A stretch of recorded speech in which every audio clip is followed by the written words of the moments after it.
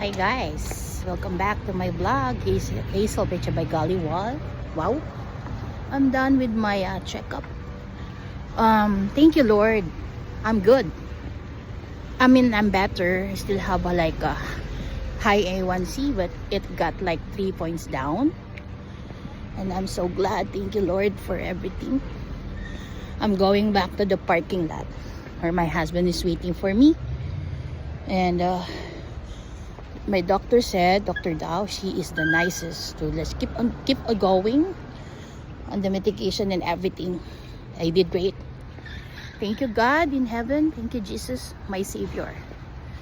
And I'm going back to the car, crossing the street.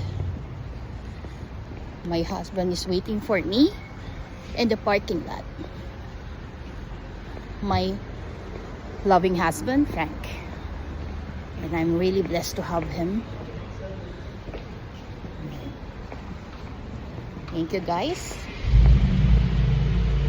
Okay, I'm going to him right now. I forgot where he parked the car. Okay.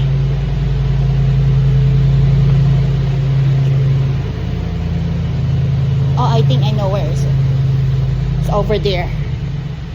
Okay, I'm so thankful to the Lord that I just have to continue on my medications and everything. Like, you know, when you're diabetic, you just have to control with everything and like slow down with the food, especially the sweets. The sweet, oh my gosh, sweet. Who doesn't love sweet food, right? Who doesn't have this? You doesn't love dessert, cakes, ice creams, chocolates. Oh my Lord. But at least I'm getting good. And I'm here at their car right now. My husband is waiting for me. And he's here with me. I'm going back to work. I just have right on time. You're gonna drive for me. Going back to the work. Thank you Lord.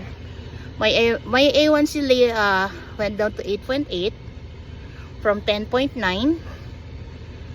Almost everything is doing great. Thank you Lord. Thank you love. But my cholesterol is very high. So we are on the same page. But my A1C went down and my sugar is better. Thank you Lord. Just continue on the medication and everything. Yeah, I think I should stop eating Jollibee for a while, right?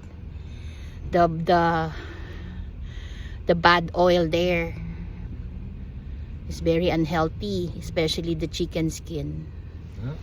Dr. Dao said, you know, it's okay to eat once in a while, like treat yourself, but at the house, make it a rule to no white rice. You can eat white rice when, for example, you go shabu shabu, as she said, she likes it too. You can like treat yourself for sometimes, but not a lot. That's when you get sick. Okay, we're going back to work. Okay, I have a work at 9:50. Okay guys, bye.